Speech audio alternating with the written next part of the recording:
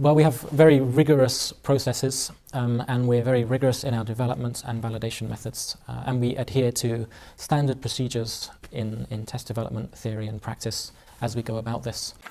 这是 PTE 官方发布的其中一个 FAQ Frequently Asked Questions 的视频，主要讲解了口语自动评分系统的开发过程，从中我会跟大家捋清楚新题不计分这个概念，以及它会如何影响到大家后续的备考，请务必看到最后。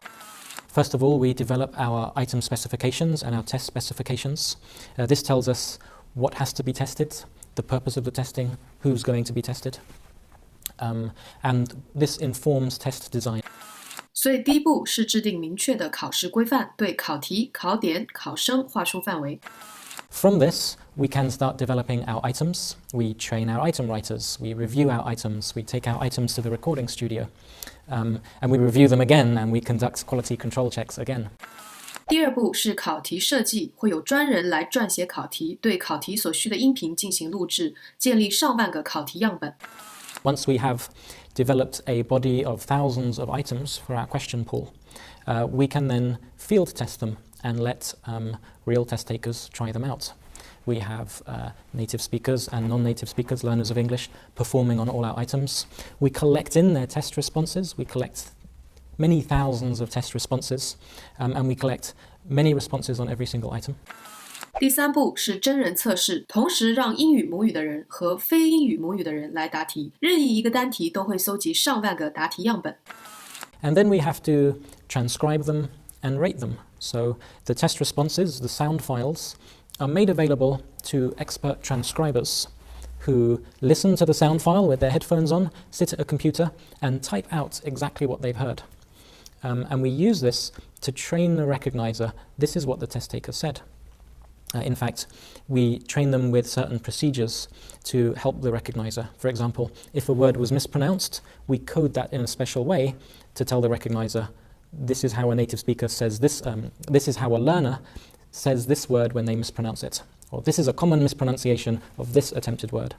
They also have special coding for mouth noises, tongue clicks, breaths, background noises, irrelevant noises. It's all coded into the transcription to get maximum recognition accuracy from our recognizer. And then we have ratings. We have our team of expert raters who are highly qualified. They all have MAs in linguistics at the very least. And they rate the sound files for features of spoken performance like pronunciation and fluency.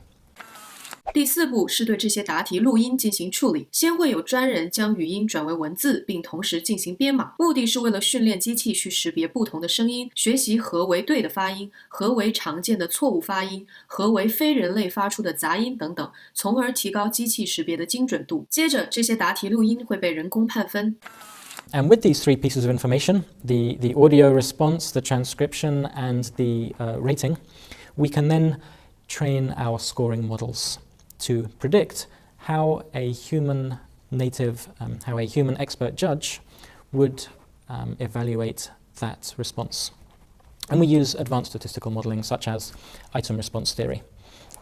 We establish item parameters for all of our items.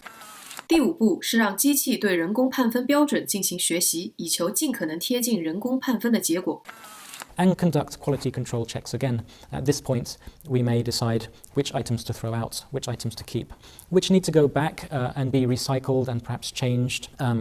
We conduct checks such as, could all the native speakers answer them properly? Is there anything tricky among the items, and so on. So at each step so far, we narrow down our initial collection of items until we've just retained the very best items. There's still thousands of them, but the very best ones go into our final question pool. 第六步是考题质量把控，看看现有的考题是否应该淘汰、保留或更新。英语母语的人都无法回答的题目，或者难度超纲的题目，都会被过滤掉。最终，所有合格的题目将会形成一个题库。And then we want to check that everything's worked as expected. So although the development process is nearly finished, we have to conduct a validation to see that people score as expected when they perform on the test. So here we take a validation set of test takers. Typically 150 is a good number, sometimes 200. And these test takers represent the the target population of various levels of proficiency. They will perform on our test. Their test responses will be run through the automated scoring model and given to our pool of expert human raters, and the two sets of scores will be correlated. We should achieve a very high correlation above 0.95. And that confirms that the scoring models are operating as expected, that the items are eliciting the language that's expected, and that the test is performing properly. A follow-up validation is to then have those test takers take another test, such as the TOEIC or the IELTS or the TOEFL, and we'll see how those two sets of scores correlate. This is a concurrent validation. And when we do this, typically, the two sets of scores line up and tell us, yes, these tests are all tapping the same construct, spoken language ability. 第7步和第8步适用于确认整个自动评分系统的合理性，看看机器给出的分数是否与人工评分的结果一致，看看 PTE 给出的分数是否与其他同水平考试的结果一致。后期但凡 PTE 要更新题库加入新题时，就必须重复第2步到第5步，其中第3步真人测试需要大量合格的参与者去试做这些新题，这是一笔不小的费用，但是 PTE 选择省掉这笔钱，让花了钱参加 PTE 考试的考生当不花钱的小白鼠。